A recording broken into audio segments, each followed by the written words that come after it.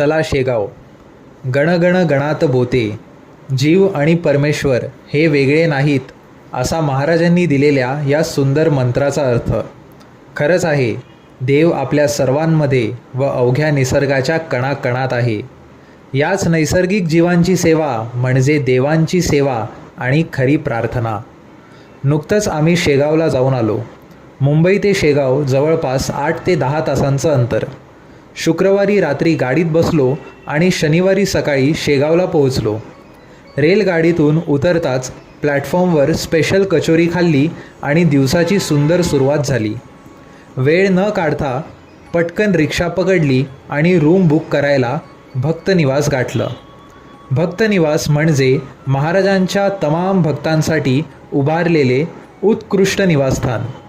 भक्तनिवास, आनंद विहार आणि विसावा श्री गजानन महाराज संस्थान शेगाव या संस्थान अंतर्गत 3 निवासस्थाने आहेत.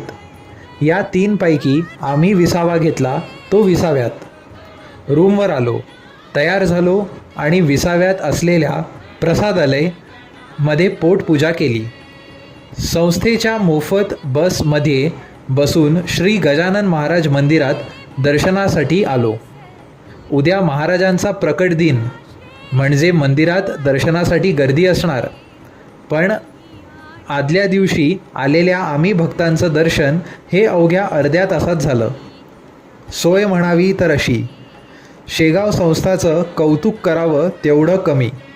मंदिरात दर्शनासाठी शिस्तबद्ध नियोजन असो, मुबलक दरात उपलब्ध भाविकांसाठी निवासस्थान असो वा मंदिर ते निवासस्थान मोफत बस सेवा असो, सगळ्या गोष्टींची काळजी ही शेगाव संस्थान जबाबदारीनं व सेवाभावनेनं करते.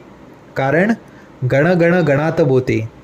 त्यानंतर आम्ही नागझरीला श्री संत गोमाजी महाराज मंदिराचे दर्शन घेतले.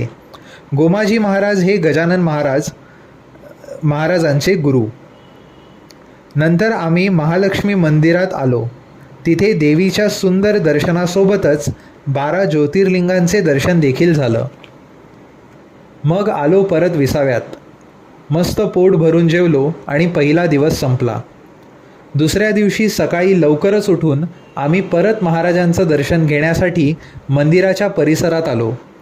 जवळच असलेले प्राचीन काळातील शिवमंदिर पाहिले आणि महाराजांच्या मूळ प्रकटस्थानी गेलो. तिथे एक सुंदर गोष्ट घडली. ती अशी, एक गाय आमच्याजवळ आली आणि आम्ही खात असलेल्या महाराजांच्या प्रसादाकडे पाहत होती. सर्वांनी तिला प्रसाद भरवले. तेव्हा वाटलं आपल्याकडून झालेली ही छोटीशी सेवा. नाहीतर आल्यापासून खरं तर आमचीच सेवा होत होती. कारण गणगण गणात बोते. त्यानंतर नुकतंच निर्माण केलेलं महाराजांच्या पूजास्थानी म्हणजेच कृष्णाजींच्या मळ्यात आलो. संध्याकाळ झाली आणि परत मुंबईकडे येण्यास निघालो. अशी आमची 2 दिवसांची भक्तिमय शेगाव यात्रा.